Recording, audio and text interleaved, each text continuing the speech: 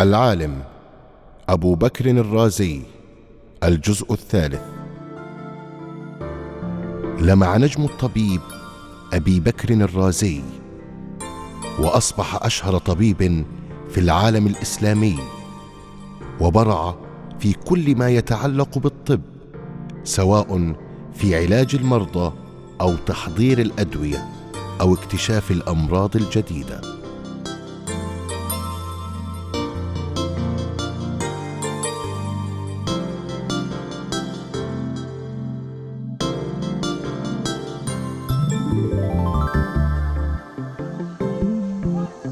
المرض أمر صعب. عندما أرى الآلام تعتصر طفلا لا يتحمل، أو عجوزا ضعفت وهزلت، أو جعلت رجلا قويا يبكي، فإنني أتألم لألمهم، وأتمنى لو استطعت القضاء على المرض تماما. يا لك من إنسان مرهف الحس يا محمد، ولكن كما تعلم المرض أمر لا مفر منه. جميعنا سنمرض، إما لسبب أو لآخر، مهما حاولنا تجنب المرض. أعرف أنه ابتلاء، ولكن هناك دائما طريقة لتجنب المرض قدر الاستطاعة. أي طريقة؟ إنها الوقاية، الابتعاد عما يمكن أن يسبب المرض من طعام ملوث أو عادات سيئة أو مخالطة للمرضى الذين يعانون من أمراض معدية. تعلمت هذا من أستاذي ابن زين الطبري، وأنا حريص على الاستمرار في نفس الطريق وتحذير الناس لأنقذ أكبر عدد منهم من الإصابة بالأمراض. الصحة يا زهير، الصحة لا يقدرها إلا من يفقدها. كان الرازي بقدر شهرته في الطب شهيرا كرجل من أكرم الناس ومن أكثرهم برا ومعروفا وعملا للخير.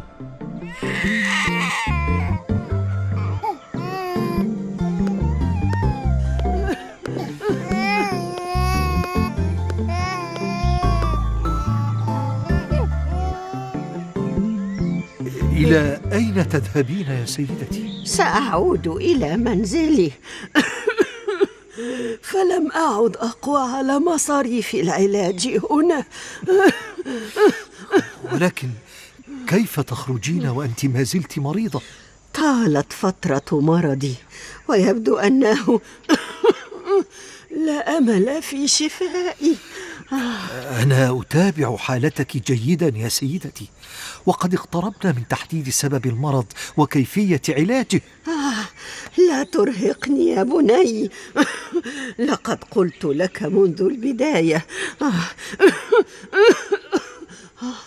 لا أملك مالا لأصرفه على العلاج، وقد أنفقت كل ما أملك في الفترة التي قضيتها هنا. ماذا؟ ولماذا دفعت مالا؟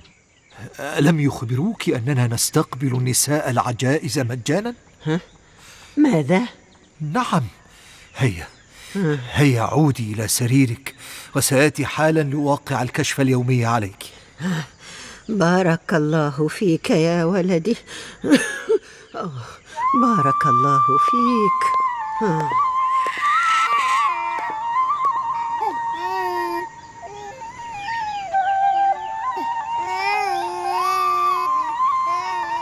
سيدي، أي علاج مجاني الذي نقدمه للمرضى؟ كل ما تحتاجه هذه المرأة من أدوية أو مصاريف إقامة سأقوم بتحمله، واطلب من المسؤول عن حسابات المستشفى أن يرسل لي كشفا فيه كل ما دفعته هذه المرأة منذ جاءت هنا. لماذا؟ سأعيد إليها المال، فعلاجها سيكون بالمجان كما وعدتها.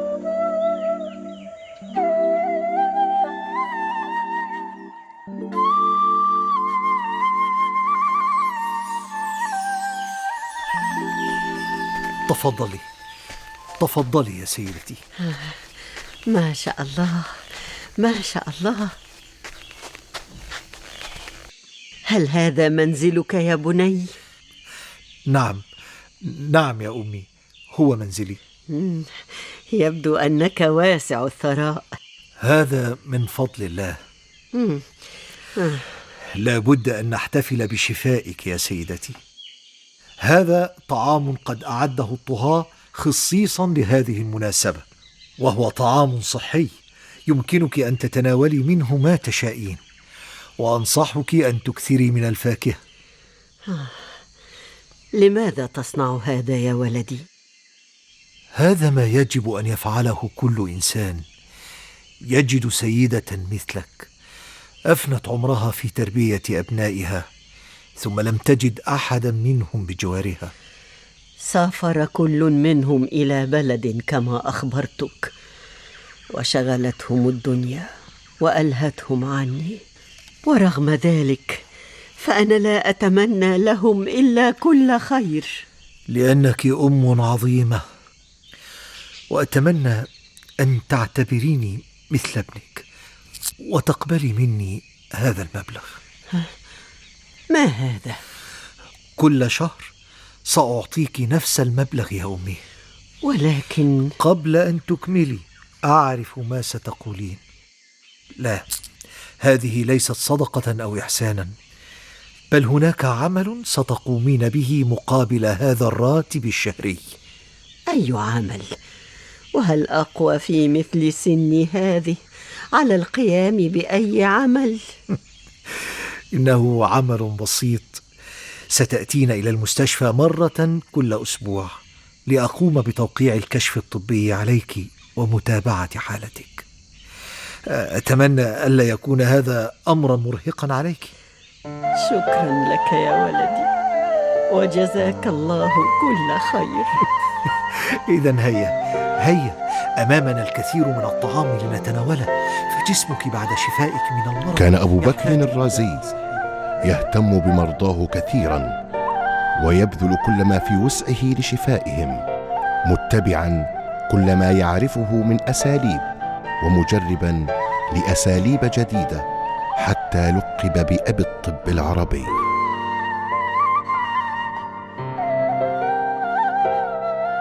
ولكن لم يكن هذا هو السبب الوحيد لإطلاق هذا اللقب عليه، بل لأن إنجازه الطبي واكتشافاته العلمية الدقيقة كانت من الأمور التي غيرت مجرى الطب في التاريخ.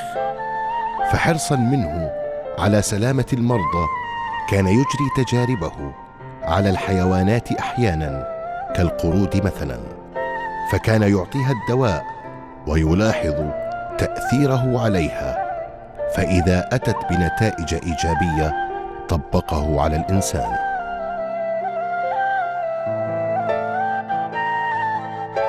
كما اهتم أبو بكر الرازي بالنواحي النفسية للمرضى، وعمل على رفع معنوياتهم وإزالة مخاوفهم كجزء من العلاج، بل كان ينجح أحيانا في علاج المرضى بهذه الطريقة فقط ودون استخدام الأدوية.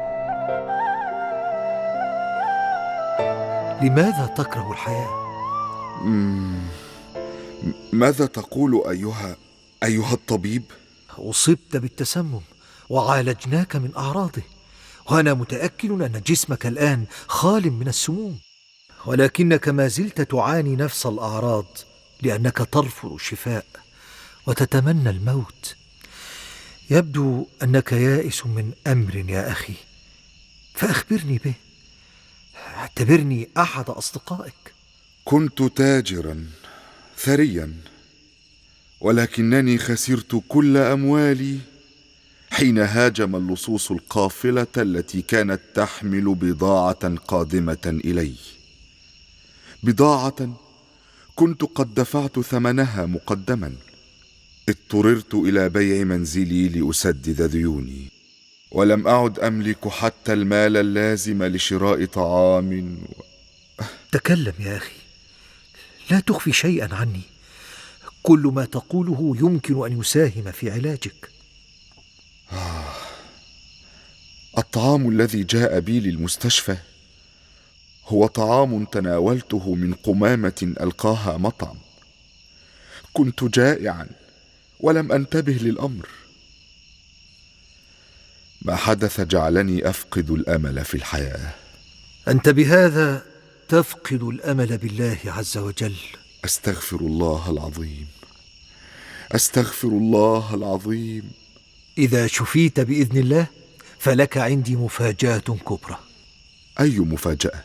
سأقرضك مبلغا كبيرا من المال لتبدأ به تجارتك مرة أخرى، وسأصبر عليك سنة كاملة، ولكن يجب أن تنتبه لتجارتك حتى تتمكن من رد المبلغ إلي.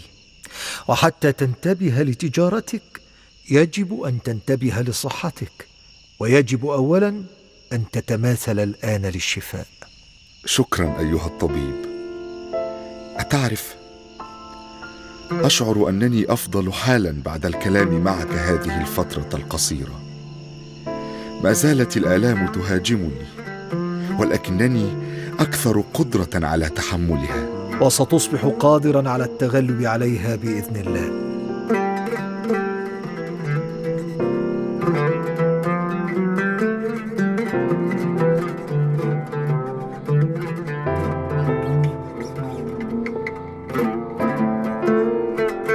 وفي آخر حياته فقد أبو بكر الرازي بصره.